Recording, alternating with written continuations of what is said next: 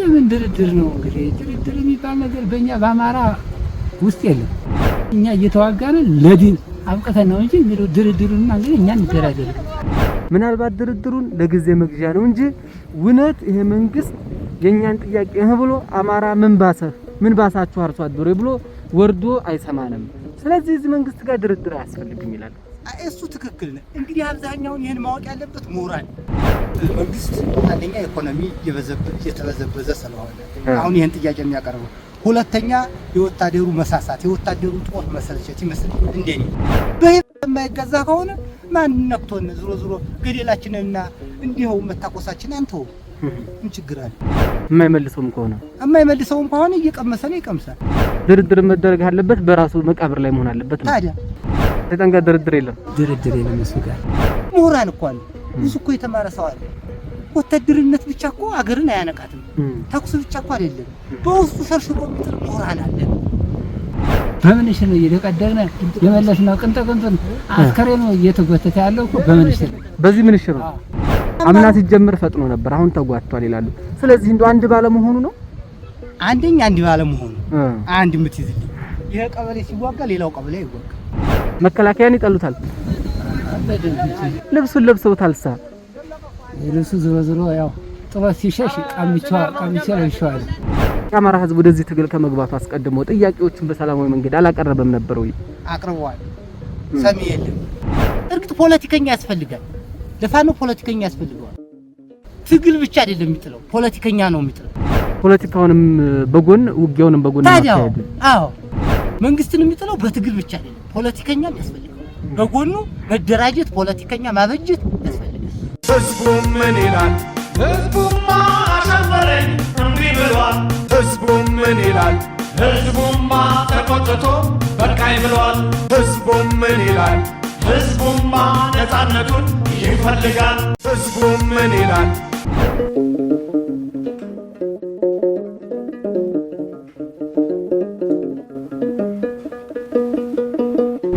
ራስን ያስተው ጌታ እያስማረ ነው የሚባለው። አርበኛ ጌታ እያስማረ አርሶ አደር ነዎት? አዎ አርሶ አደር። እንደው ምክንያቱ ጠፍቶኝ አይደለም። በዚህ ሰዓት እርፍ በመጨበጫው ክላሽ ይዘው በድር በጎደሉ እየተዋደቁ ነው ያገኘኋችሁና ምክንያቱን ንገሩኝ እስኪ ከርሷ እንደበልስማው። ምክንያቱ ዙሮ አማራ በመበደሉ ነው። ይሄ ምክንያቱ ነው። አጠቃላይ የመንግስት ፖለቲካ ቁማርተኛ በመሆኑ ነው። እኛ ይሄ ቁማር ሲያንገፈግፈን ነው። እንዳውም ሲመጡ 7 ነው እኔ ቀበሌ አስተዳደር ነበርኩኝ። አይሁንና ብዬ ሸሽጌ ለሶስት እዚያም አልመቼ ሲል ተፈናቀየ ቆይ ተመልሼ አጣጣ አርበኛው ተደራጅቻለሁ። ስለዚህ መንግስት እንደ መንግስት በቃ አሁን የአማራን አርሶ አደር ወይም ምሁራንን አንገት ማስደፋት የመንግስት ዓላማ። ስለዚህ ይህንን ደግሞ አጠቃላይ የፋኖ አደረጃጀት አንድ መሆን አለ። በቃ እየጎራው መከፋፈል ትግል የሚመጣው አንድ ላይ ሲጫመቅ ነው። ዝም ብሎ እየጋሪያው እየብቻው በካሌ ሳይል በዚህ ተመርጦ መንግስት በዛ ተመራ ደቂቃ አይቆይም። ግን ምንድነው በየሽኩቻው ፋኖ ስለተቀመጠበት ስለሆነ ስለተበታተነ ለሱ አቅም ፈጥሮለታል። እግሩ ተነቅሎ ሊወድቅ የቆየ ዝም ብሎ እንደገና የማደራጀት እየመጣ ነው። ስለዚህ አሁንም በዚህ መመራት አለበት፣ መደራጀት አለበት፣ ወጣት መሰልጠን አለበት፣ መቅጠም አለበት። እንደ ጠፋላማ አንዱ ነው መነሳት አለበት፣ ሌላው ቀን። ስለዚህ የመንግስት ታሪክ ብዙ ነው። ያው አንዱ እኔም ብልጽግና ነበር፣ እንዳውም ቀበሌው የሚተረከረኝ ብልጽግና ነበር። ግን መንግስት ቁማርተኛ መሆኑ ማንኛውም ቆርጦ የታዘለው ልጅ ያው። ስለዚህ እያወቀው ደግሞ ነቄ ሆኖ መጠበቅ አለብን። እኛም አንዴ ዱር ገደሉን አቀበቁልቁለኑ ለምደናል። ስለዚህ ላለመዱ ሰዎች ይሄን ልምድ ተቀብለው በአንድ እግሩ እንዲቆም ማድረግ አለባቸው ብዬ ነው የማስበው። ሁሉም በአንድ መቆም አለበት። በጎጃም በጎንደር በወሎ ያለው በሸዋ ያለው በቃ ህወሓት እኮ ድሮ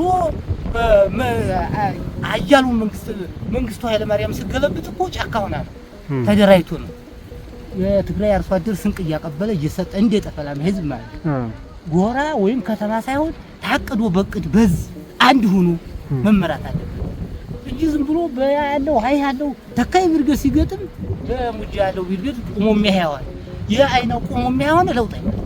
ስለዚህ ድርድር ምናምን ሳይሆን እርግጥ ፖለቲከኛ ያስፈልጋል። ለፋኖ ፖለቲከኛ ያስፈልገዋል። ትግል ብቻ አይደለም የሚጥለው፣ ፖለቲከኛ ነው የሚጥለው። መንግስትን የሚጥለው በትግል ብቻ አይደለም፣ ፖለቲከኛም ያስፈልጋል።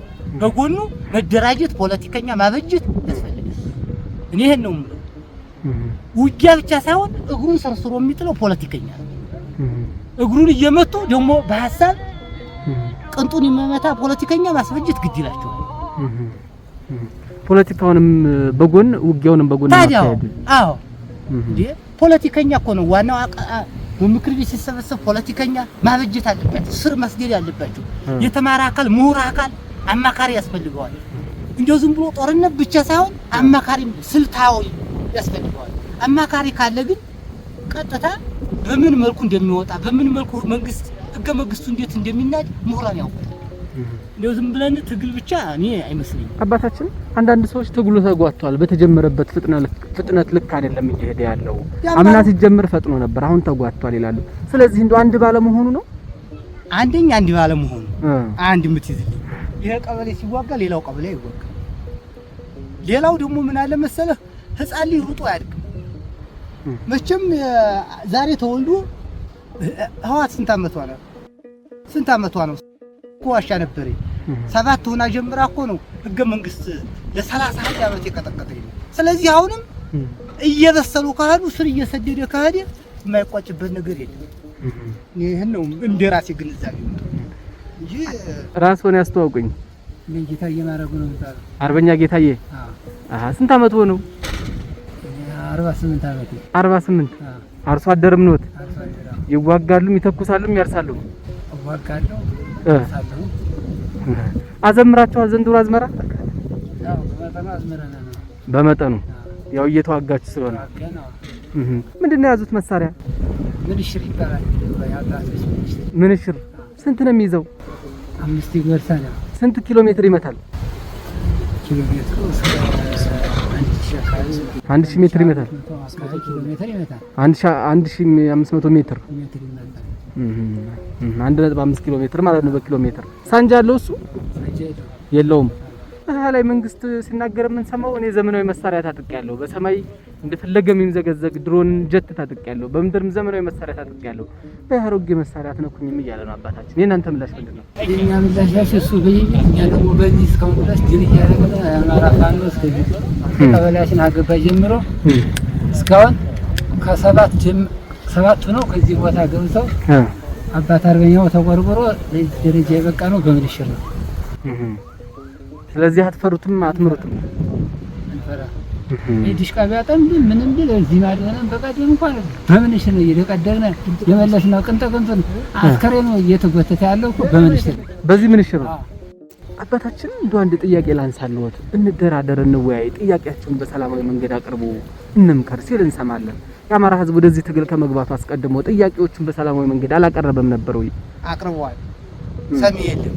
አሁን መንግስት አንደኛ ኢኮኖሚ እየተበዘበዘ ስለሆነ አሁን ይሄን ጥያቄ የሚያቀርበው፣ ሁለተኛ የወታደሩ መሳሳት የወታደሩ ጦር መሰልቸት ይመስላል። እንደኔ የሚመስለኝ ይሄ ነው። እኔ ብዙም ጠለቅ ብዬ ባላውቀው ወታደራዊ ሳይንስ ላላውቅ ይችላል።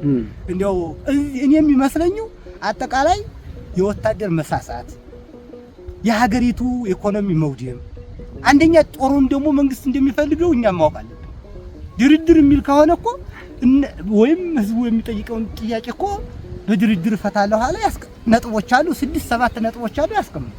እኔ የምለው ይሄን ነው አባታችን። አንዳንዶች ግን ይሄ መንግስት በድርድር አይመለስም፣ ምናልባት ድርድሩን ለጊዜ መግዣ ነው እንጂ እውነት ይሄ መንግስት የኛን ጥያቄ ብሎ አማራ ምን ባሳችሁ አርሶ አደሩ ብሎ ወርዶ አይሰማንም። ስለዚህ እዚህ መንግስት ጋር ድርድር አያስፈልግም ይላል። እሱ ትክክል ነው። እንግዲህ አብዛኛውን ይሄን ማወቅ ያለበት ምሁራን የተማረ አካል። እኛ የሚለውን እርግጥ ድርድር ጥሩ ነው። አንድ ወንድሜ ጋር ብጣላ ሽማግሌ ያደራደረኝ የሀገራችን የኢትዮጵያ ባህል ነው። ባህላችንን ደግሞ አንረሳም። በማይገዛ ከሆነ ማን ነክቶን ዞሮ ገደላችንና እንዲሁ መታቆሳችን አንተው ምን ችግር አለ?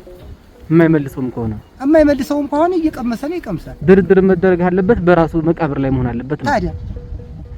እንደው ግን አንዳንዶች አብይ አህመድ ሰይጣን ነው፣ ሰይጣን ጋር ድርድር አይታሰብም ስለሚሉ እኮ ነው ጥያቄውን ያነሳው። አይ ሰይጣንማ እንግዲህ ሰውዬው ሰይጣን መሆኑን ሲገባ አይተነው። ልደቱ እኮ ተናግሮት እንደው ጋሽ ልደቱ የሰውዬ ምን አላሉት? እኔ ሬዲዮ ስከታተል ነበርና ምን አሉት? አይ ይሄ ሰው እኔ ለኢትዮጵያ አደጋ ነው፣ ታወደ ምንጭ ቀልጦ አንዱዋል። ስለዚህ አንደኛ ህፃን ነበረ ሰውዬው፣ አሁንም ህፃንነቱ አልወጣም። ሰው ሲሞት ደስ ስለሚለው ነው። ሰው ሲሞት ደስ ይለዋል ማለት ነው። 13 ይመስለኛል 2013 ወዋድ ገባ ሰሞን አንድ ነገር በህዝብ የተናገርኩ ነበር። ወለጋ ላይ ሰው ተታረዱ ሲባል ጧት ሰለፍል ሲያወራ ከብልጽግና መውጣት አለብኝ እየሰናከ በዚህ ቀበሌ ሄዶ ከሰው 24 ሰዓት ታሰቢያ። ስለዚህ እንዲህ አይነቱ መንግስት እንደው ፈጣሪ ቢያግዘን። ምንድነው የምታስተላልፉኝ አባታችን? እንደው አሁን አብይ አህመድ እኔ ከመጣው አማራ አንገቱ ቀና አለ፣ እፎይታ አገኘ፣ በለጸገ፣ በቀን 2 አንዴ ከመብላት ወደ 3 4 በላ ጠገበ እያለ ነው የሚያወራው። አይ እንኳን 2 3 ሊያበላን ያው ድራሻችንን እያጠፋ ስለሆነ እንኳን 3 ለህይወታችን እያጣጣረ ነው ያለው። ለህይወታችን እያጣጣረ እንኳን 3 ሊመግበና አማራ ድራሹ ይጥፋ እያለ የሚል መንግስት እንጂ ፋሽስቱ መንግስት እንጂ እንኳን 3 ሊያበላ በቃ አማራ እየጨፈጨፈ የሚገኝ ነው። አባታችን መከላከያን ይጠሉታል አይደል? መከላከያን ይጠሉታል። ልብሱን ለብሰውታልሳ ልብሱ ዝሮ ያው ጥሎ ሲሸሽ ቀምቻ ለብሸዋል። ጥሎ ሲሸሽ አሃ የጥላት ማለት ነው።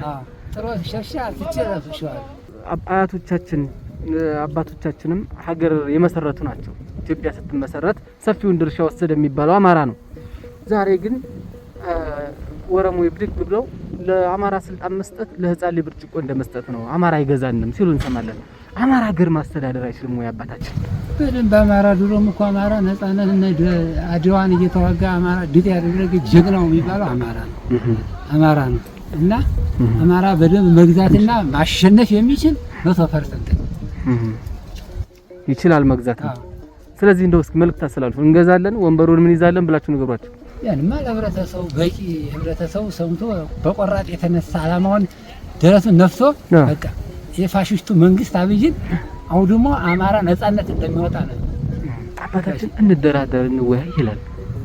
የምን ድርድር ነው እንግዲህ? ድርድር የሚባል ነገር በእኛ በአማራ ውስጥ የለም።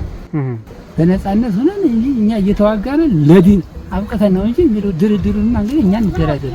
ከሰይጣን ጋር ድርድር የለም። እሱ ጋር አሳሳይ በለው አሳሳይ መንግስት ፋሽስት መንግስት አሳስኖ ደግሞ አማራን በቃ እንጂ እኛ እንደራደር።